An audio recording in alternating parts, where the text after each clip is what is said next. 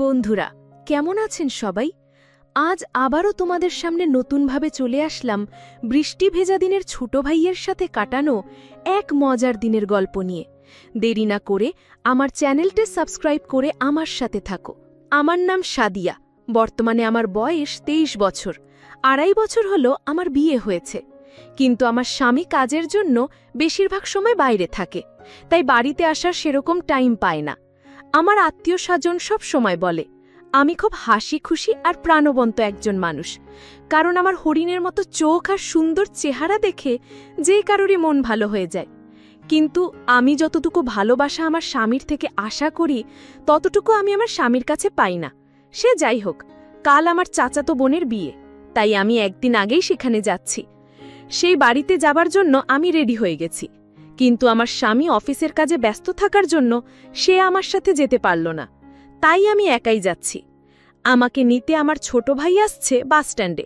আর সেদিন মুষলধারে বৃষ্টি হচ্ছিল আর গুড়ুম গুড়ুম মেঘের ডাক ছিল। তবে আমি মেঘের ডাক শুনে খুব ভয় পেতাম। ঘটনাটি হয়েছিল আমার আপন ছোট ভাইয়ের সাথে, অপরিচিত কারো সাথে না।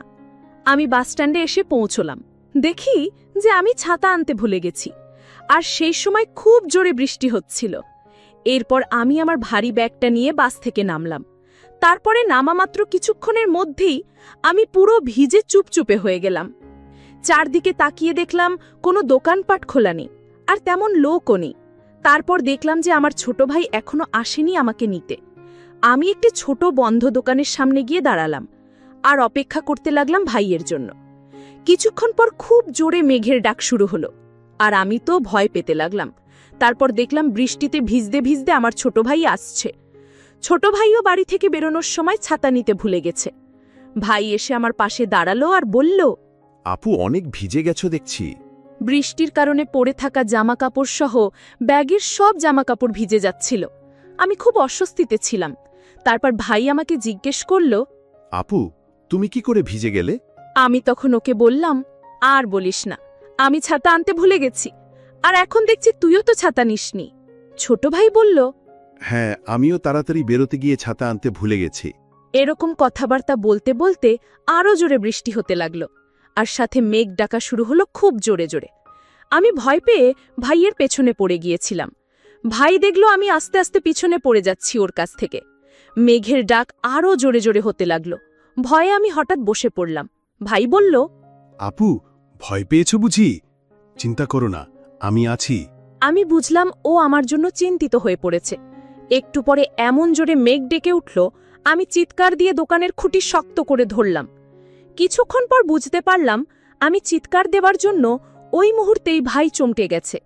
তারপর আমার ভাই বুঝতে পারল যে আমি খুব ভয় পাচ্ছি।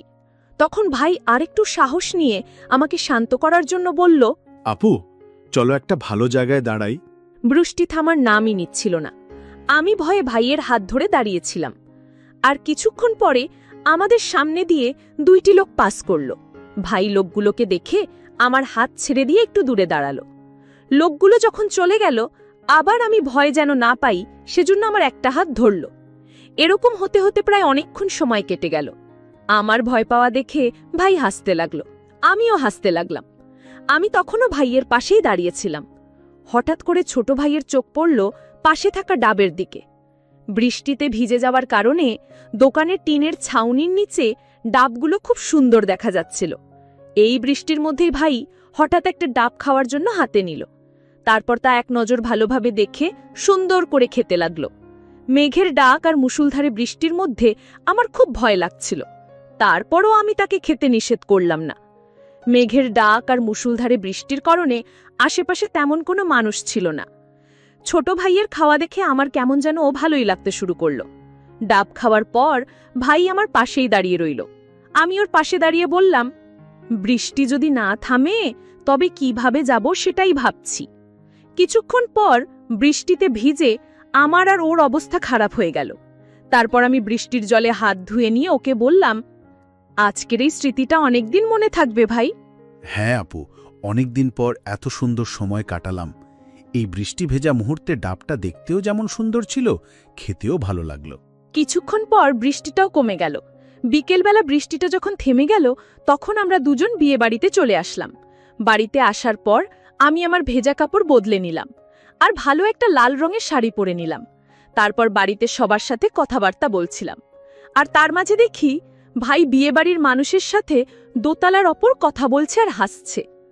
একটু পর আমার দিকে তাকিয়ে হাত দিয়ে আমাকে ওপরে যাওয়ার জন্য ডাকছে। আমি ওর দিকে মাঝে মাঝে দেখছি আর হাসছি। তখন আমার একজন বৌদি আমাকে বলল, সাদিয়া, তুমি কি দোতলায় গিয়ে রান্নাঘর থেকে 3টে প্লেট এনে দেবে আমাকে? হ্যাঁ বৌদি, কোনো ব্যাপার না, আমি এক্ষুনি যাচ্ছি।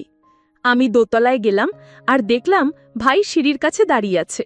তো আমি ওকে জিজ্ঞাসা করলাম, প্লেট কোন ঘরে রয়েছে ভাই? সামনে গিয়ে 3 নম্বর ঘরটায় প্লেট রয়েছে। দোতলায় কেউ ছিল না, সবাই নিচে কাজে ব্যস্ত। আমি সেদিকে যেতে শুরু করলাম আর আমার সাথে সাথে ছোট ভাইও আসছিল। ঘরের সামনে গিয়ে দেখতে পেলাম এই ঘরটাতে বিভিন্ন রকম বিয়ের বাজারে ভর্তি। ডানে তাকাতেই দেখি ভাই আমার সামনে। আমি ঘরের ভিতরে গেলে ভাইও আমার সাথে সাথেই এলো। ভাই বলল, আপু, একটু বসো, তোমার সাথে একটু কথা আছে। আমি তখন বললাম, এখন তোমার কোনো কথা শোনা যাবে না, সবাই বাড়িতে কাজ করছে। বৌদি যদি কাজ রেখে গল্প করতে দেখে তাহলে মন খারাপ করবে। বন্ধুরা, এখনো তোমাদেরকে আমার এই ছোট ভাইয়ের নামই বলা হলো না। ওর নাম বিপুল, বয়স 12 বছর। সে আমার আপন ছোট ভাই। দেখতে ছোট হলেও তার ভেতরে দায়িত্ববোধটা ছিল অনেক। তবে সে খুব দায়িত্বশীল, তা বাইরে থেকেই বোঝা যায়। আমি খুব খুশি যে এমন একটা ছোট ভাইকে পেয়েছিলাম। যাই হোক, আমার কথা শুনে ভাই আমাকে বলল, আপু, এখন বাড়িতে অনেক মানুষ থাকলেও সবাই কাজে ব্যস্ত। আমি বললাম, আমি যদি এখান থেকে প্লেটগুলো না নিয়ে নিচে যাই তাহলে বৌদি ওপরে চলে আসবে। আসলেও কেউ কিছু বলবে না। বলার সাথে সাথেই আরাম করে সে পাশের চেয়ারে বসল আর মজার একটা গল্প বলা শুরু করল। আমি হেসে হেসে তার গল্প শুনতে লাগলাম। দীর্ঘদিন পর মনে হলো কতদিন এমন প্রাণখোলা হাসি হাসিনি। তারপর গল্প করতে করতে সে আমার কাছ থেকে কমলা খেতে চাইল। আমিও তাকে একটা কমলা বের করে খেতে দিলাম। একটা কমলা খেয়ে সে আরেকটা খেতে চাইল। তাকে আরেকটা কমলাও খেতে দিলাম। সে কমলাগুলো মজা করে খেল। এরপর আরও কিছুক্ষণ গল্প করার পর আমি ওকে বললাম, অনেকদিন পরে তোমার মজা করে কমলা খাওয়া দেখে আমি এত মজা পেলাম, খুব ভালো লাগলো। বিপুল আমাকে বলল, আপু, কমলা খেতে আমার অসম্ভব ভালো লেগেছে। শুনে আমার খুব ভালো লাগলো। আমি বিপুলকে বললাম, ভাই বিপুল, এখন তুমি এখানে থাকো, নিচে আমার অনেক কাজ আছে। তারপর রান্নাঘর থেকে প্লেটগুলো নিয়ে বৌদির কাছে যেতেই বৌদি আমাকে বলল, এত সময় লাগে নাকি প্লেট আনতে? আমি বললাম, না মানে আমি সম্মুখের 2 ঘরে খুঁজে পাচ্ছিলাম না, তাই দেরি হলো। ঠিক আছে, কোনো ব্যাপার না, এখন আমার সাথে একটু কাজ করো। তারপর আমি কাজ করতে শুরু করলাম। কাজ করতে করতে রাত হয়ে গেল। সবাই মিলে তখন খেতে বসেছি।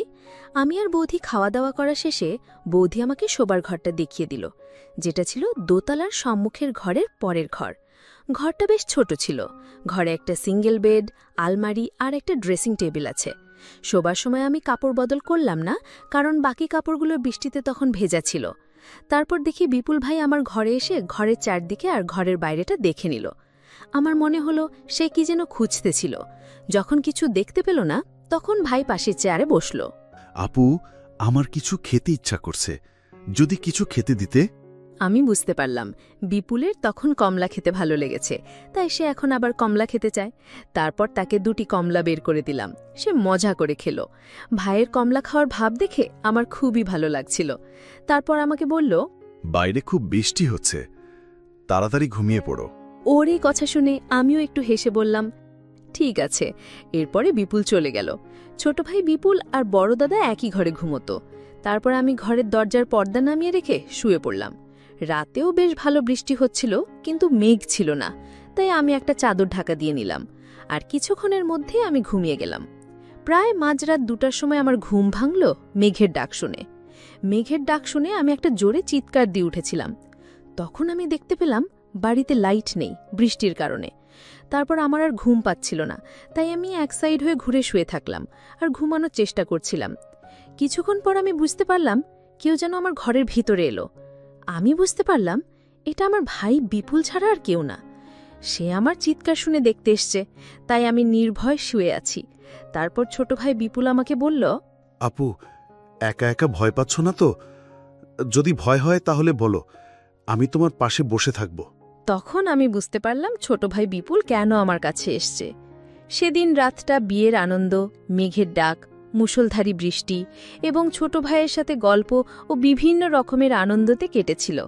সেই দিনের কথা আমি কোনো দিন ভুলব না। আমি এরকম ভাই পেয়ে খুব খুশি। আমার ছোট ভাইয়ের কাছে আমি খুব কৃতজ্ঞ। তো বন্ধুরা, ভিডিওটি আজকের মতো এখানেই শেষ করলাম। পরবর্তীতে আরও সুন্দর সুন্দর গল্প পেতে একটা লাইক দিয়ে চ্যানেলটি সাবস্ক্রাইব করে সাথেই থাকবেন। ধন্যবাদ।